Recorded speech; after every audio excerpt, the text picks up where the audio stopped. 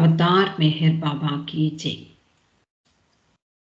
The Joyce path volume 1 మనము ఈ పుస్తకంలో చివరికి వచ్చేసాము. 1948వ సంవత్సరంలో మెహరాజాద్లో కొత్త ఇంటి నిర్మాణం పూర్తయిపోయింది. ఆ సందర్భాన్ని గురించి నిన్న చెప్పుకున్నాం. బాబా తన ప్రేమికులందరి సమక్షంలో గృహప్రవేశం చేయడం జరిగింది.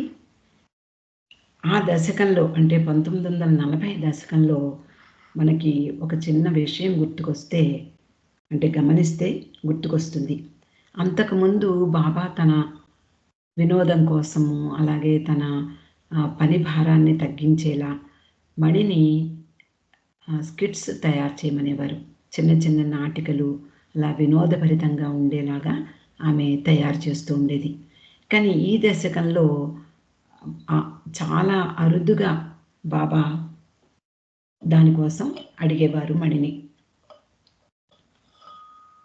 కానీ ఒక సందర్భంలో మణిని కొంత వినోదం కలిగించేలాగా ఏదో ఒకటి సిద్ధం చేయమని చెప్పారు.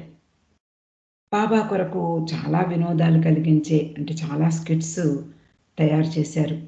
అలాగే ఆయనకు నవ్వు తెప్పించడానికి, వినోదాన్ని కలిగించడానికి ఏమాత్రం ఏ కాన్సెప్ట్ దొరికినా మణి దాన్ని ఎంతో అద్భుతంగా చిత్రీకరించేది. ఆ అవకాశం ఆమెకు కలిగినందుకు చాలా సంతోషించేది కూడా. బాబా కూడా చాలా ఇష్టపడేవారు ఆవిడ రచించినటువంటి స్కిట్స్ని. అలా బాబా ఒకసారి తన వినోదం కోసం ఏదైనా ఏర్పాటు చేయమని అడగగానే మణి తన వాళ్ళందరినీ కూడా సమావేశపరిచింది. అందులో కిట్టి కూడా ఉంది. వినోదం కలిగించే నటులు వాళ్ళందరూ. అలాగే ఈసారి గోహెర్ కూడా ఉంది. ఆమె సహజమైనటువంటి సిగ్గుండేది. ఆమె స్వభావమే అలా ఉండేది. అంతేకాకుండా కాస్త గంభీరంగా కూడా ఉండేది. ఆమెను కూడా ఈ స్కిట్లో భాగస్వామిని చేసింది మణి. బాబా కొరకు ఏం చెయ్యమన్నా కిట్టి చాలా ముందుండేదట. ఎప్పుడూ సిద్ధంగా ఉండేది. మణికి ఆమె చాలా సహకారం అందించింది, సాయం చేసింది కూడా. నిజానికి మణి అప్పుడప్పుడు చెప్తూ ఉండేది కిట్టి గురించి. ఆమెలో అస్సలు స్వార్థం లేదు. అలాగే ఎప్పుడూ బిజీగా ఉన్నాను అని నాలా చెప్పేది కాదు అని మణి వ్యాఖ్యానించేది. ఆమెకు ఎప్పుడు గొప్ప గొప్ప ఐడియాలు వచ్చేవి.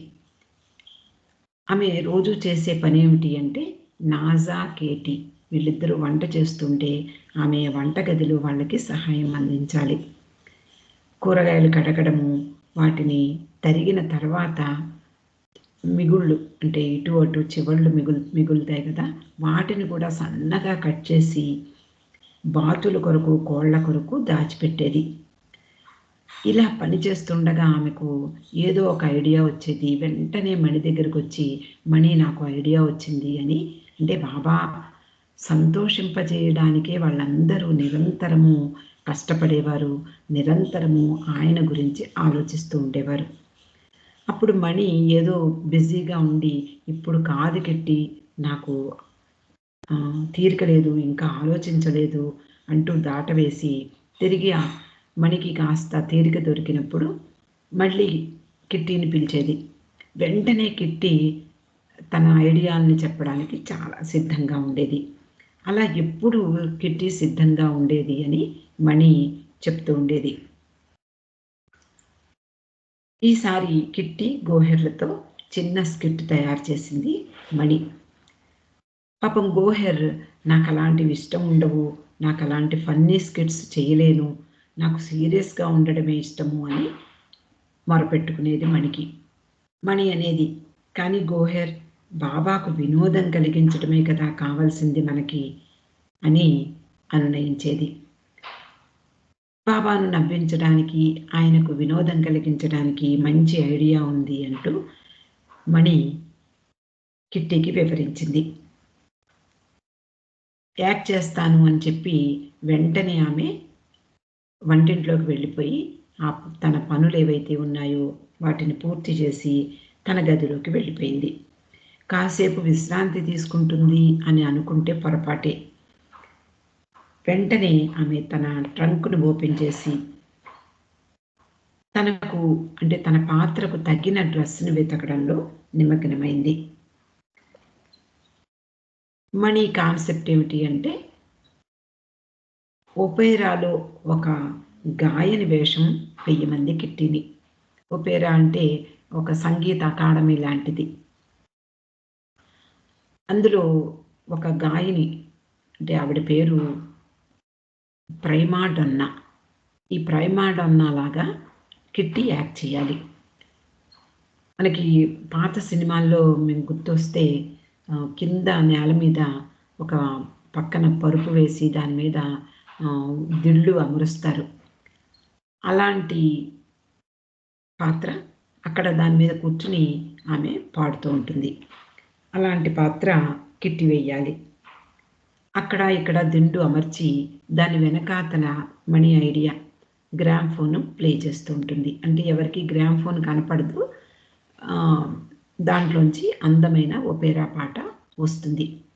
కిట్టి చేయవలసింది ఏమిటి అంటే, ఆ ప్రైమాడొన్నా ఎలాగైతే హావభావాల్ని ప్రకటిస్తూ పాడిందో ఆ విధంగా తన హావభావాలను ప్రకటించాలి. ఆమెలా పాడినట్లుగా పెదవులు కలపాలి. కిట్టి అంగీకరించింది. అప్పుడు ఆమె డ్రెస్ తీసుకొచ్చి చూపించింది. అందమైనటువంటి ఆరెంజ్ టమాటా కలర్లో ఉన్నటువంటి శాటిన్ డ్రెస్. కిట్టి ఆ డ్రెస్ వేసుకుని నటించింది. తర్వాత గోహెర్ పాత్ర. ఆమె కొంచెం పిచ్చి, కోపం గల పియానో వాయించేదానిలాగా కిట్టితో నటించాలి.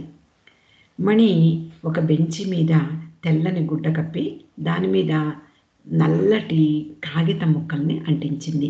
అంటే పియానో ఎలా ఉంటుందో, పియానో మెట్లు తెలుపు నలుపు ఉంటాయి కాబట్టి అలా ఈ గుడ్డ మీద, తెల్లని గుడ్డ మీద నల్లటి పేపర్లు అంటించింది మణి.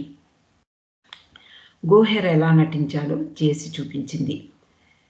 మణి ఆ పియానో దగ్గర కూర్చుని ఒక పిచ్చిదానిలాగా, అంటే ఎలా వాయిస్తారో పిచ్చివాళ్ళు అలా వాయించి యాక్ట్ చేసి చూపించింది. గోహెర్ అంది, బాబోయ్ నేను అలా చెయ్యాలా అని అడిగింది. మణి అందులో తప్పే ఉంది, పియానో వాయించడమే కదా, ఆ మాత్రం చెయ్యగలవు నువ్వు అని ప్రోత్సహించింది. మళ్ళీ చేసి చూపించు అంది గోహెర్. ఓపిగ్గా మణి మళ్ళీ చేసి చూపించింది.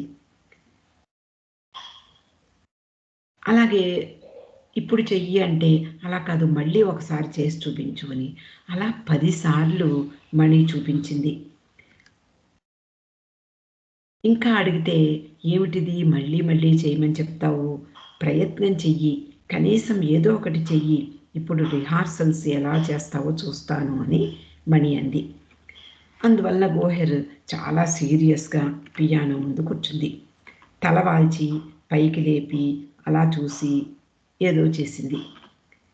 మణి ఆమెను గట్టిగా, ఏం చేస్తున్నావు, వంగి దండం పెడుతున్నావా అని అడిగింది. గోహెర్, అలాగే కదా నువ్వు చూపించావు అంది. అలా చేశానా? కాదు, కనీసం పియానో ఎలా వాయించాలో యాక్ట్ చెయ్యి అని చెప్పింది. అలా ఆమె ఎలాగో రిహార్సల్స్ పూర్తి చేసింది.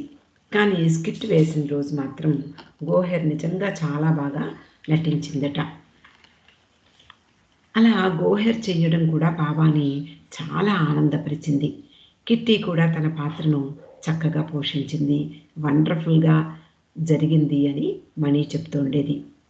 తర్వాత గోహెర్ ఆ విషయాన్ని గుర్తు చేసుకుంటూ, బాబా కొరకు నన్ను మణి ట్రైన్ చేస్తున్నప్పుడు నాకు అనిపించింది, ఆమెను నేను చాలా విసిగించేస్తున్నాను, ఆమెకు చాలా సహనంతో నాకు నేర్పుతోంది అని.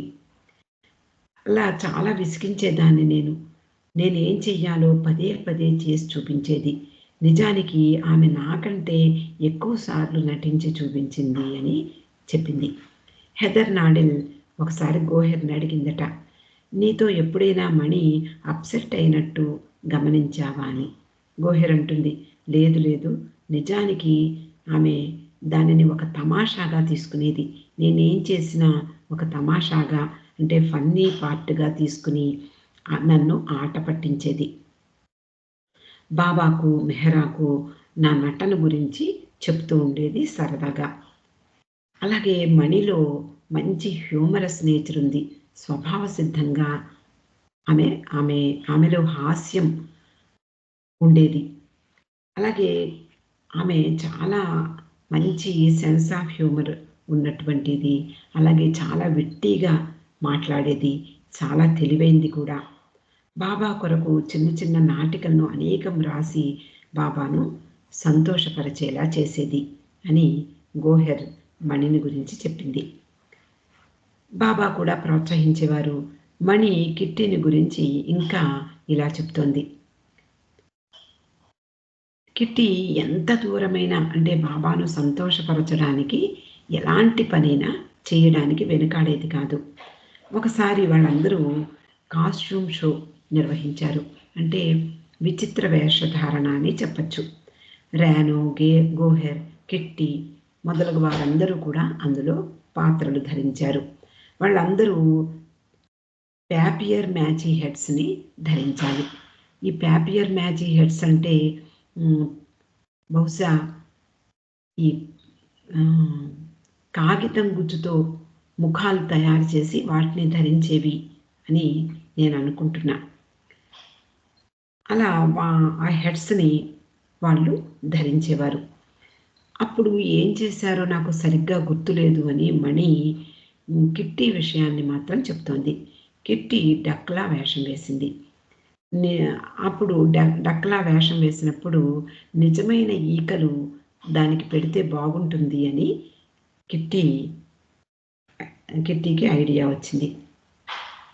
అప్పుడు ఆశ్రమంలో డక్సు, హెన్స్ ఉండేవి. కిట్టి ఎప్పుడూ ఆ రాలిన ఈకలను ఏరుకుంటూ ఉండేది. అంతకుముందు మనం చెప్పుకున్నాం. ఆ ఈకలతో మెహ్రాకు ఒక కుషన్ తయారు చేసి ఇచ్చిందని. అలాగే ఇప్పుడు తను ధరించబోయేటటువంటి ఆ డక్ హెడ్‌కి ఈ ఈకల్ని అంటించాలని ప్రయత్నించింది. ఆమె గదిలో ఎప్పుడు చూసినా గది నిండా ఈకల బస్తాలు ఉండేవట. గది తుడిచినప్పుడు కూడా ఈకలు ఎగురుతూ ఉండేవి. వేషం కొరకు ఆమె బాతు తలపై ఈ ఈకల్ని అమర్చడానికి ప్రయత్నించింది. వాటిని ఏదో ఒక గమ్ తోటి అతికించింది. ఆశ్రమంలో ఏం చేసినా చాలా పొదుపుగా చేసేవాళ్ళని మనకు తెలుసు. ఆ విధంగా కిట్టి ఏం చేసింది అంటే బియ్యం పిండితోటి గమ్ తయారు చేసింది. దాన్ని ఏ రోజు చేస్తే ఆ రోజే వాడాలి. నిలవ ఉంటే అది వాసన వస్తుంది, బూజు కడుతుంది. పాపం కిట్టి ప్రతి ఈకను ఆ గమ్‌లో ముంచి బాతు తలకు అంటించసాగింది. దాని గురించి నిజానికి చూసేసరికి, మళ్ళీ తిరిగి చూసేసరికి ఈ గమ్‌లో ఈ ఈకలన్నీ అతుక్కుపోయాయిట. రాను ఇదంతా గమనిస్తోంది. పోన్లే, ఎప్పటికైనా నా దగ్గరికి రావాల్సిందే కిట్టి. అప్పుడు నా ప్రతాపం చూపిస్తాను అని వెయిట్ చేస్తోంది రాను. ఇంకా తప్పదు. కిట్టీకి ఏం చేయాలో అర్థం కాలేదు ఆ పరిస్థితుల్లో. చివరకు రాను దగ్గరికొచ్చి కొంచెం మనం చేద్దామా అని అడిగింది. ఏమిటి మనం అంటే ఏమిటి? నేను చెయ్యాలా అని అడిగింది క్లారిటీ కోసం. పాపం నిజానికి కిట్టీయే సొంతంగా చేద్దాం అనుకుంది. కానీ చివరకు అది అస్తవ్యస్తంగా మారడంతో అందరూ సహాయం చేసి ఎలాగైతేనే బాతు తలలాగా తయారు చేశారు. అది ధరించి కిట్టి బాబా ముందు ప్రదర్శించింది. కొన్ని నెలల తర్వాత మణి తదితరులు మెహ్రాబాద్‌లో మరో వినోద కార్యక్రమాన్ని తలపెట్టారు. అది కిట్టి బాబా కొరకు చేసిన లాస్ట్ స్కిట్. అంటే నవజీవనం ముందు. నవజీవన సమయంలో బాబా అందరినీ ఎక్కడి వాళ్ళని అక్కడికి పంపించేయడం జరిగింది. అందువలన ఈ సమయంలోనే కిట్టి బాబా కోసం చిట్టచివరిసారిగా నటించి చూపించింది. బాబా ఏకాంతవాసం తర్వాత వాళ్ళందరూ పశ్చిమ దేశాలకు వెళ్ళే ముందు బాబా చేసిన శ్రమ కారణంగా ఆయన భారాన్ని తగ్గించేందుకు, ఆయనను రిలాక్స్ అయ్యేందుకు ఏదో ఒకటి ప్రదర్శిద్దామని స్త్రీలందరూ కూడా అనుకున్నారు. అందువలన వారంతా ఆ కొత్త ఇంట్లో ఒక రైల్వే స్టేషన్ సీన్‌ని తయారు చేశారట. రైల్వే స్టేషన్ ఎలా ఉంటుందో అలా వాళ్ళు ఆ సీన్‌ని, అంటే ముఖ్యంగా మణి ఎన్నో రకాలైనటువంటి విచిత్రమైనటువంటి ఆ సీన్‌ని తయారు చేయడానికి ఎన్నో విధాల ప్రయత్నించేది. కిట్టి, రాను అందులో వాళ్ళిద్దరూ పాత్రధారులు. వాళ్ళు పార్సీ దంపతుల్లాగా వేషం వేశారు. గుజరాతీలో మాట్లాడుతూ అందరికీ వినోదం కలిగించారు. నాజా, మణి వీళ్ళిద్దరూ ముస్లిం దంపతులుగా నటించారు. నాజా భార్యగా మొత్తం బురకా ధరించింది. మణి ఒక ముస్లిం వ్యక్తిగా, ఆమె అంటే నాజాకు భర్తగా నటించింది మణి ఆ రైల్వే స్టేషన్లో ఇటు అటు తిరుగుతూ తన భార్యను మధ్య నుండి తప్పిస్తూ ఉండాలి. బురకా ధరించినటువంటి నాజాను మణి తప్పిస్తూ అటు ఇటు తిరుగుతూ ఆమెను రైలు ఎక్కించేలాగా ప్రయత్నించడం ఈ పాత్ర వేషం.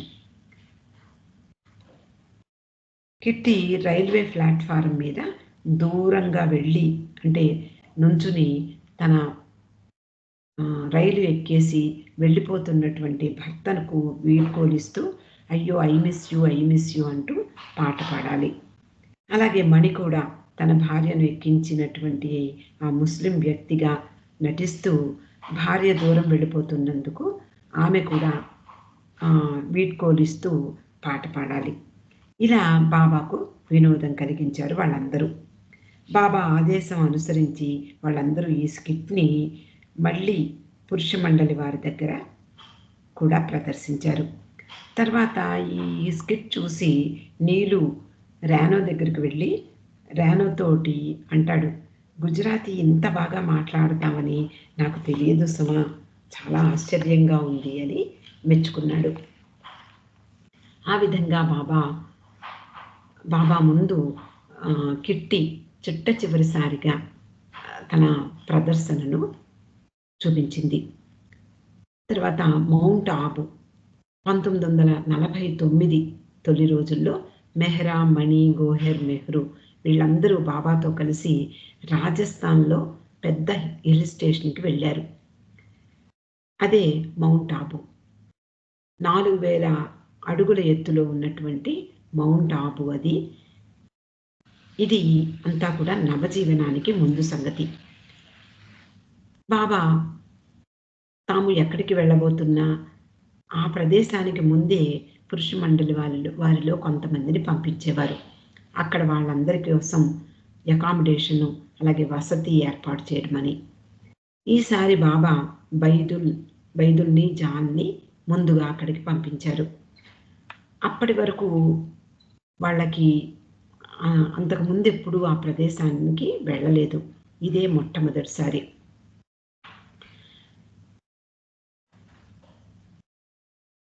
ఎప్పుడు వెళ్ళినా బాబా కోసం వసతి ఏర్పాటు చేయడం కోసం ఎప్పుడు వెళ్ళినా పురుషులందరూ సాధారణమైనటువంటి సౌకర్యాలు ఉండేలా చూస్తారు. వాళ్ళల్లో కొందరు చాలా చమత్కారంగా మాట్లాడే వాళ్ళు కూడా ఉంటారు. మనకు తెలుసు ఘని, అలాగే బాబా సోదరుడు జాల్, వీళ్ళందరూ చాలా చమత్కారంగా మాట్లాడుతూ బాబాకు నవ్వు తెప్పిస్తూ ఉంటారు. ఈ ఎప్పటికప్పుడు అంటే హాస్య చతురతతో మాట్లాడే మాటలంటే బాబాకు చాలా ఇష్టం.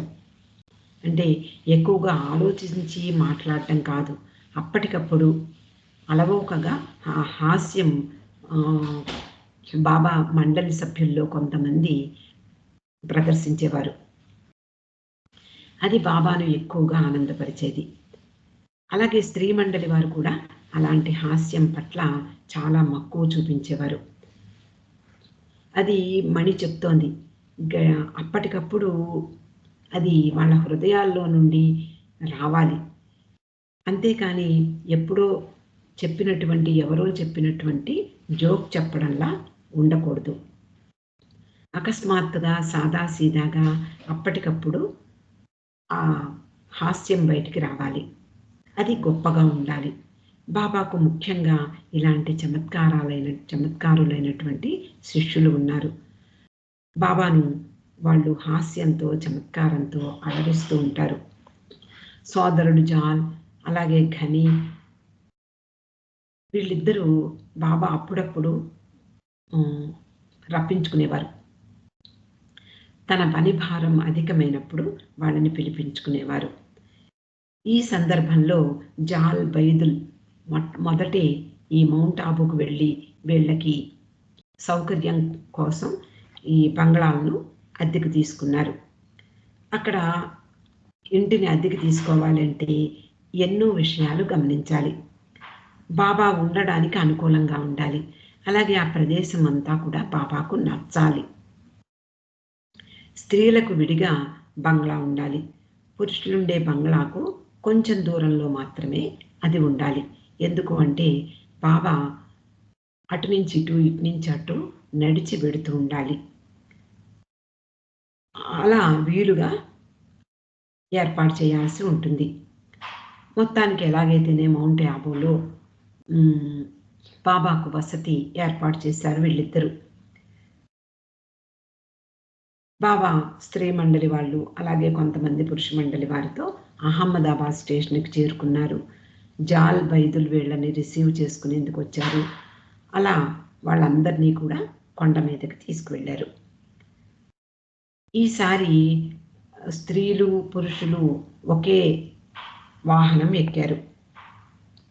కానీ పురుషులు కనపడకుండా స్త్రీలకు పురుషులకు మధ్యలో ఒక తెరను ఏర్పాటు చేశారు. బాబా అడుగుతున్నారు, జాల్ ఏమైంది, వసతి దొరికిందా అని అడిగారు. అంటే వీళ్ళు ప్రయాణం చేసే సమయంలో స్త్రీలు వెనకాతల ఉండి విన్న మాటలు ఇవి. జాల్ అంటున్నాడు, చాలా బాగుంది బాబా, వండర్ఫుల్గా దొరికింది, ఎన్నడూ మీరు అలాంటిది చూసి ఉండరు అని చెప్పాడు. మరి స్త్రీల విషయం ఏమిటి, స్త్రీలకు బంగ్లా ఎలా ఉంది అని బాబా అడిగారు. పెర్ఫెక్ట్ బాబా, చాలా బాగుంది అన్నాడు. బాబా ఊరుకోలేదు, ఎంత పెద్దది, ఎన్ని గదులున్నాయి అని అడిగారు. జాల్ చెప్తున్నాడు, బెడ్రూమ్లు ఉన్నాయి, అలాగే డైనింగ్ రూమ్ ఉంది, సిట్టింగ్ రూమ్ ఉంది, డ్రెస్సింగ్ రూమ్ ఉంది, బాత్రూమ్ ఉంది, కుకింగ్ రూమ్ ఉంది, ఇలా రూమ్ అంటూ చెప్పాడు. బాబా చాలా బాగుంది, చాలా సంతోషం, మరి పురుషులకి ఎలాంటి ప్రదేశం ఉంది అన్నారు. వెంటనే అలవోకగా చతురతతో మాట్లాడే విధంగా బాబా పురుషులందరికీ స్టాండింగ్ రూమే అన్నారు. అంటే అందరికీ రూములుగా చెప్తూ ఇంకా పురుషులకు వచ్చేసరికి స్టాండింగ్ రూమే అంటూ హాస్యంగా చెప్పాడు. బాబా ఆ సమయంలో ముసిముసిగా నవ్వుకున్నారట. మణి గమనించింది కాబోలు ఆ విషయాన్ని చెప్తోంది. అలా మౌంట్ ఆబూలో ఉన్నప్పుడు బాబా చాలా తరచుగా మస్తుల కొరకు తిరుగుతూ ఉండేవారు. స్త్రీలను చాలా దూరం అంటే ఆ కొండ చుట్టూ నడిచి రమ్మనేవారు. అక్కడ లైబ్రరీ ఉంది. మణి ఎన్నో పుస్తకాలు తీసుకొచ్చి బాబాకు చదివి వినిపించేది. ఆ సమయంలో మెహరా కూడా చదివేందుకు అనుమతి ఉంది కాబట్టి ఆమె కూడా అక్కడ పుస్తకాలు చదివింది. అక్కడ వాళ్ళు వంట చేయనవసరం లేదు. వాళ్ళందరికీ బయట నుంచి భోజనం వచ్చేది. తర్వాత వారు కూడా వీళ్ళని చేరింది. ఆమె వారికి రుచిగా సాయంత్రం సమయాల్లో చపాతీలు చేసి పెట్టేది. ఆ విషయం గుర్తుకొచ్చినప్పుడల్లా మెహరా కూడా ఆ రోజుల్లో ఉదయం భోజనం ఎలా ఉన్నా సాయంత్రం వాళ్ళు చేసేటటువంటి చపాతీలు మాకు విందు భోజనంలాగా ఉండేవి అని. కొండ మీద చాలా చలిగా ఉంది. మణి ఉదయమే టైప్ చేసేటప్పుడు ఆమె చాలా అసౌకర్యానికి గురయ్యేది. చేతి వేళ్ళు వంకర్లు పోయేది. మధ్యాహ్నం కూడా అంతే చలిగా ఉండేది. అప్పుడు కూడా టైప్ చేయడం కష్టంగా ఉండేది. కానీ అక్కడి వాతావరణము, పరిసరాలు ఇవన్నీ చాలా ఆహ్లాదంగా ఉన్నాయి మెహ్రాకి. 5 నెలల తర్వాత వీళ్ళు నవజీవనంలో ప్రవేశించిన తర్వాత ఆ విషయాలు అంటే మౌంట్ ఆబూలో జరిగిన విషయాలు గుర్తుకు తెచ్చుకుని ఈ స్త్రీలందరూ కూడా అనుకున్నారు, ఆ కొండ మీద చాలా దూరం నడిచి వచ్చేవాళ్ళం, అది బహుశా ఈ నవజీవనానికి ముందుగా బాబా ఇచ్చిన శిక్షణగా అనుకోవచ్చు అని వాళ్ళకి అలా ఆలోచించారు.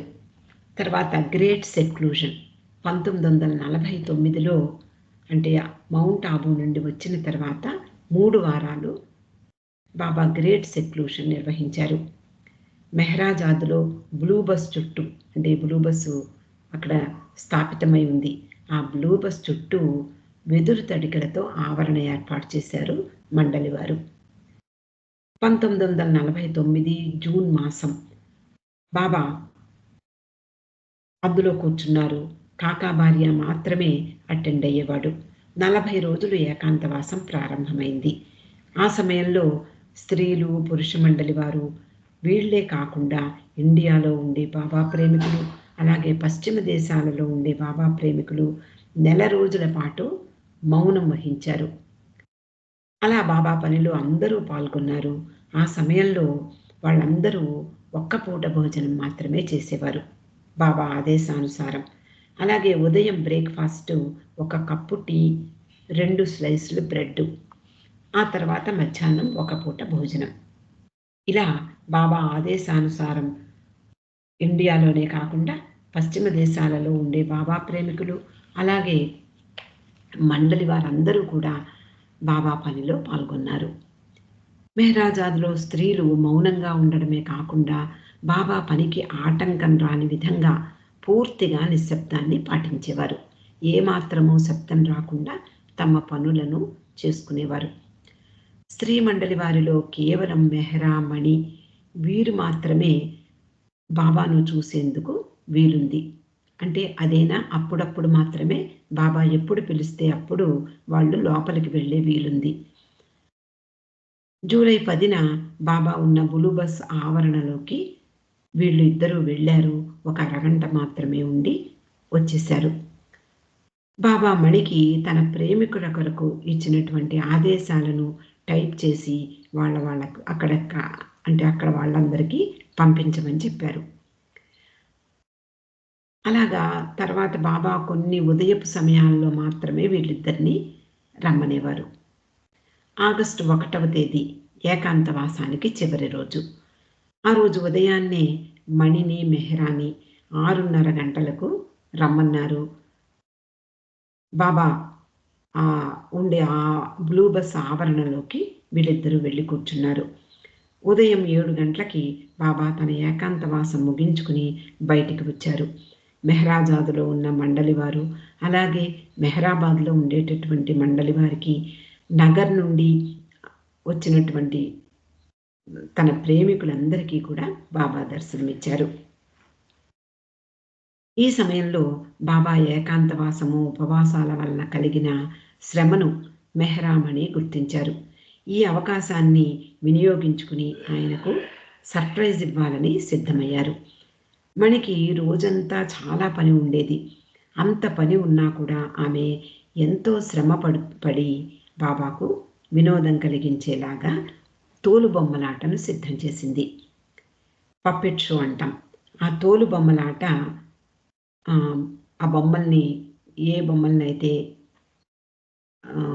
తయారు చేయాలో, అలాగే వాటి సంభాషణలు ఎలా ఉండాలో అంతా మణి సృష్టించింది.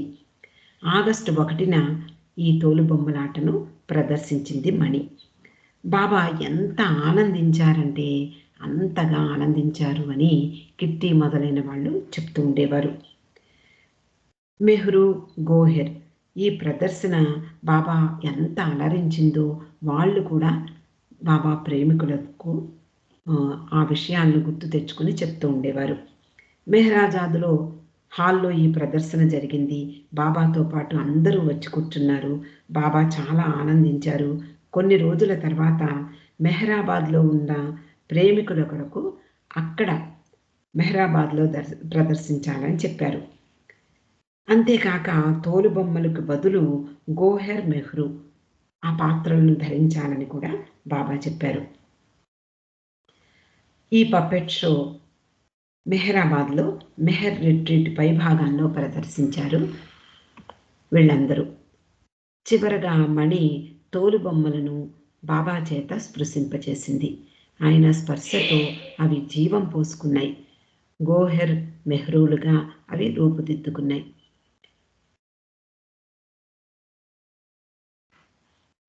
కిట్టి అంటుంది, ఈ ప్రదర్శన చూస్తే ఏదో గుబులుగా ఉంది, ఏదో మా కోసం వేచి ఉందేమో, ముందు ముందు ఏదో ఒక ఉపద్రవం కలగబోతోందేమో అన్నట్లుగా బాబా మా మధ్య ఉండడం, చేదు తీపి కలిగిన 2 అనుభవాలను మేము అనుభూతి పొందాము అని కిట్టి చెప్తూ ఉండేది.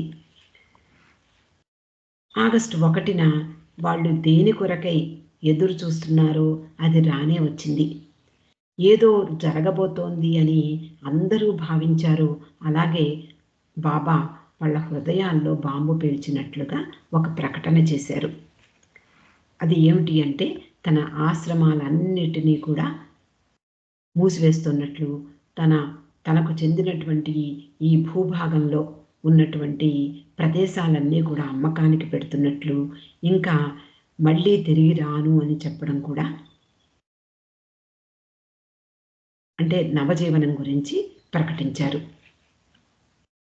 అప్పటి వరకు ఆయనతో నివసించిన వారందరినీ కూడా ఈ ప్రపంచంలో వేరువేరుగా ఉంటూ పని చేసుకుంటూ జీవించడానికి పంపించి వేస్తున్నానని కూడా చెప్పారు. అతి కొద్ది మంది సన్నిహితులతో నవజీవనంలోకి వెళ్ళబోతున్నారు. నిస్సహాయత, నిరాశ, భగవంతునిపైనే ఆధారపడడం, ఇవన్నీ నవజీవనంలో జరుగుతాయి అని కూడా ప్రకటించారు. ఎలిజబెత్, నోరినా వీళ్ళిద్దరిని అమెరికాకు పంపించేస్తున్నాను అని చెప్పారు. అలాగే అక్కడికి తాను త్వరలో వస్తున్నానని కూడా వాళ్ళకి మాట ఇచ్చారు. మిగిలిన స్త్రీలు, మండలి వారు అందరూ కూడా వాళ్ళు అంటే ముందరే అడిగారు మండలి స్త్రీలను, మీ భవిష్యత్తును నేనే నిర్ణయించాలా, లేదా మీరే మీకు మీరుగా నిర్ణయించుకుంటారా అని. లేదు బాబా, మీరు ఏం నిర్ణయిస్తే దానికి కట్టుబడి ఉంటాము అని వాళ్ళందరూ కూడా బాబా నిర్ణయానికి వదిలేశారు. అలా వాళ్ళు ఏం చెయ్యాలో బాబాయే నిర్ణయించారు. కొంతమంది తటపటాయించిన చివరకు అందరూ ఎస్ అన్నారు. బాబా చెప్పారు, మెహ్రా, మణి, మెహ్రూ, గోహెర్ నాతో వస్తారు. మిగిలిన వాళ్ళందరినీ కూడా నేను కొన్ని చోట్లకు పంపించబోతున్నాను అని చెప్పడం జరిగింది. మణి ఆనందానికి అవధులు లేవు.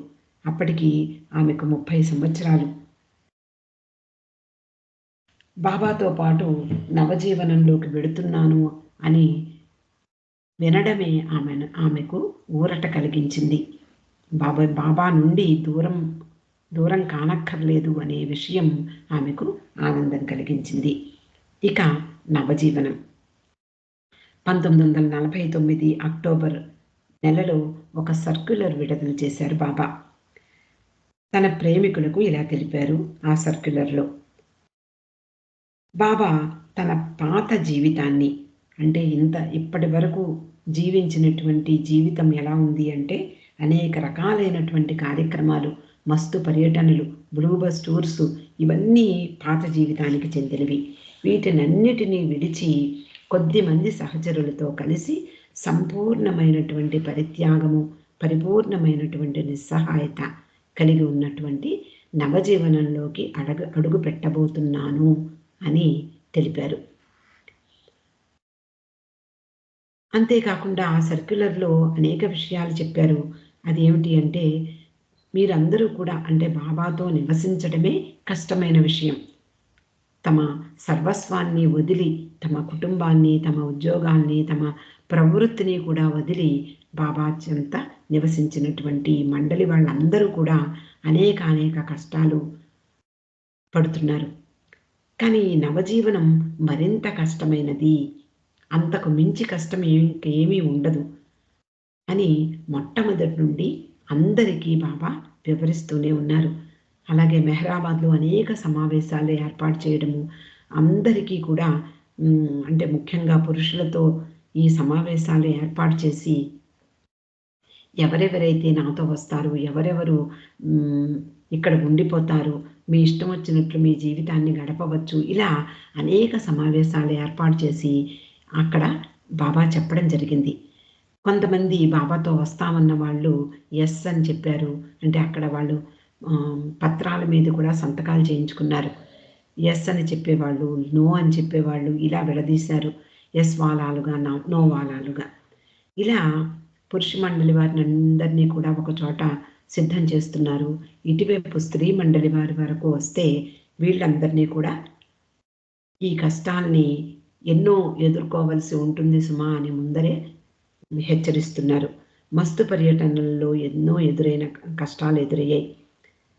అలాంటివి కాదు ఇక్కడ ఎదురయ్యేటటువంటి కష్టమైనటువంటి సందర్భాలు. నవజీవనం అత్యంత కష్టమైనది. ముఖ్యంగా ఈ కష్టం ఏమిటి అంటే భావోద్వేగాలను నియంత్రించడం. మీలో ఉండేటటువంటి మంచి, చెడు ఇవన్నిటికీ అతీతంగా మెలగడం. ఒక పని చెయ్యమని చెప్పినా, వెంటనే వద్దని చెప్పినా, ఆ క్షణంలోనే అలా చెయ్యడానికి సంసిద్ధులై ఉండడం. విధేయతతో అంటే ఏమాత్రము వెనుకాడకుండా మీలోని కోపము, ఇష్టము, అయిష్టము, మంచి, చెడు ఇవన్నీ అణిచిపెట్టి ఉండడం. అంటే వాటిని పూర్తిగా వదిలిపెట్టమని కాదు బాబా ఉద్దేశం. వాటిని బయటకు ప్రదర్శించకుండా ఉండమని చెప్తున్నారు. అలా మీ నుండి నేను ఆశిస్తున్నాను అని చెప్పారు. బాబా అంటున్నారు, నేను అన్ని విధాలా స్వేచ్ఛగా ఉంటాను. కానీ మీరు అన్ని విధాలుగా బందీలుగా ఉంటూ నా మాటల్ని విధేయతతో స్వీకరించాలి. నేను మీ మధ్యలో ఒక సోదరునిగా కలిసిమెలిసి ఉంటాను. కానీ మీరు మాత్రం అన్ని వేళలా, అన్ని పరిస్థితుల్లోనూ నన్ను మీ మాస్టర్‌గా భావించాలి. తిరుగులేని విధేయతను నాకు చూపించాలి అన్నారు. అలాగే మణి ఇక్కడ చెప్తోంది, మేమైతే అందరం కూడా బాబాతో ప్రయాణానికి సిద్ధమయ్యాం. ఎంతో ఆనందంగా మేమందరం కూడా బాబాతో ప్రయాణించడానికి ఏర్పాట్లు చేసుకుంటూ ఉన్నాం. కానీ ఎంతోమంది మెహరాబాద్‌లోను అలాగే బాబా ఎక్కడ సూచిస్తే అక్కడ నివసించడానికి వెళ్ళబోతున్నారు. మరి వాళ్ళ సంగతేమిటి అంటూ చెప్తోంది. 1949 అక్టోబర్ 16న బాబా తన పురుష మండలి వారు అంటే 16 మంది పురుషులతో, 4 స్త్రీలతో మెహరాజాద్ నుండి బయలుదేరారు. అలా వారంతా పాత జీవితం నుండి నవజీవనంలోకి ప్రవేశించడాన్ని మణి తానెంత మాత్రమూ బాధపడలేదు, విచారించలేదు అని చెప్పింది. బాబాతో ఉండడమే మహాభాగ్యం. కానీ పాపం బాబాతో రాకుండా ఉండిపోయిన వాళ్ళ సంగతేమిటి? వాళ్ళ గురించి నేను చాలా బాధపడుతున్నాను అని చెప్పేది. మమ్మల్ని నవజీవనం గురించి అడిగినప్పుడు, దాని గురించి మాట్లాడినప్పుడు ఒక విషయం మాత్రం బయటకు రాలేదనే చెప్పాలి. నవజీవనంలో బాబాతో రాని వారి గురించి ఎన్నో విషయాలు ఉన్నాయి. అవన్నీ బయటికి రాలేదు. తర్వాత బయటికి వచ్చాయి. బాబాతో అప్పటి వరకు నివసించిన వారిని కొందరిని బొంబాయి పంపించారు, కొందరిని పూనా పంపించారు, మరికొందరు మెహరాబాద్‌లోనే ఉన్నారు. అలాగే కొంతమందిని అమెరికా కూడా పంపించారు. ఆయన అప్పటి వరకు దూరంగా ఉన్నవారు. అంటే అంతకుముందు కూడా దూరంగానే ఉన్నారు. అంటే బాబా దగ్గరికి వస్తున్నారు. బాబా ఎప్పుడు రమ్మనమంటే అప్పుడు వస్తున్నారు. బాబా దర్శనం చేసుకుంటున్నారు. మళ్ళీ తిరిగి వాళ్ళ స్వస్థలాలకు వెళ్ళిపోతున్నారు. అలాంటి వాళ్ళు అనేక మంది మెహరాజాద్ చుట్టుపక్కల ఉన్నారు. వాళ్ళు ఆయన నిర్దేశించినట్లుగానే అప్పుడు కూడా అలాగే ఉన్నారు. ఎప్పుడు పిలిస్తే అప్పుడు రావాలి వాళ్ళు. వారంతా ఆయన ప్రేమించిన వారు. బాబా నుండి శాశ్వతంగా విడిబడి ఉండాలని నమ్మినటువంటి వాళ్ళు. బాబా ముందరే ఈ నవజీవనానికి వెళ్లే ముందే అందరినీ సిద్ధం చేశారు. ఇక ముందు నన్ను చూడడం కుదరదు. మాలో ఎవ్వరిని మీరు చూడబోవటం లేదు అని కూడా చెప్పడం జరిగింది. కాబట్టి ఇంకా శాశ్వతంగా బాబాని వదిలి ఉండాలి అని వాళ్లకు అర్థమైపోయింది. అలా నమ్మేశారు కూడా వాళ్ళు. అలాంటి ఛాలెంజ్‌ని ఎదుర్కోవాల్సి వచ్చింది. బాబా అన్నారు, "మేమంతా నవజీవనానికి వెళ్ళినప్పుడు మాలో ఎవరితోనూ ఎవ్వరూ కూడా సంబంధాన్ని కలిగి ఉండకూడదు. అలా ఉత్తరాలు కూడా వ్రాయకూడదు. ఉత్తరాలు వ్రాయడానికి కూడా ప్రయత్నం చేయకూడదు. నేను తిరిగి రాను. మమ్మల్ని మీరెప్పుడూ చూడబోవడం లేదు. అలాంటి అవకాశం మీకు లేదు" అని ఖచ్చితంగా చెప్పేశారు. అంటే ఇంకా బాబాని అంటే ఎక్కడికైనా వెళ్ళినా అంతకుముందు ఎన్నో ప్రదేశాలకు వెళుతూ ఉండేవారు, వస్తూ ఉండేవారు. ఎప్పుడు ఇలా చెప్పలేదు. కాబట్టి వాళ్ళు ఆహ్, ముందు ముందు ఏదో ఒక సందర్భంలో బాబాని చూసే అవకాశం ఉంటుంది. బాబా దర్శనం కలిగే అవకాశం ఉంటుంది. అలాగే బాబా మళ్ళీ మెహరాబాద్ తిరిగి వస్తారు, లేదా మెహరాజాద్ తిరిగి వస్తారు. ఇలా ఎప్పటికప్పుడు బాబా ఎక్కడికి వెళ్ళినా ఈ విషయం వాళ్ళ మనసులో ఉండిపోతుంది. కానీ ఈ నవజీవనం వెళ్ళే సమయంలో బాబా మాటలు వాళ్ళ మనస్సుల నుండి పూర్తిగా ఇంకా బాబాని వస్తారు అనే విషయాన్ని పూర్తిగా తీసివేసినట్లుగా జరిగింది. వీళ్ళందరూ అంటే బాబాతో ప్రయాణించే వాళ్ళు కూడా మళ్ళీ మెహరాజాద్ చూడబోవటం లేదు అని అనుకున్నారు. అలా ఎవరైతే బాబాకు దూరంగా ఉన్నారో వాళ్ళు కూడా ఇంకా బాబాని చూడబోవటం లేదు అని అనుకున్నారు. చాలా బాధాకరమైన విషయం. కానీ బాబా వెంట నడిచి వెళ్ళే మాకు బాబా మాతో ఉన్నారనేది సంతోషం కలిగించే విషయము అని మణి చెప్పింది.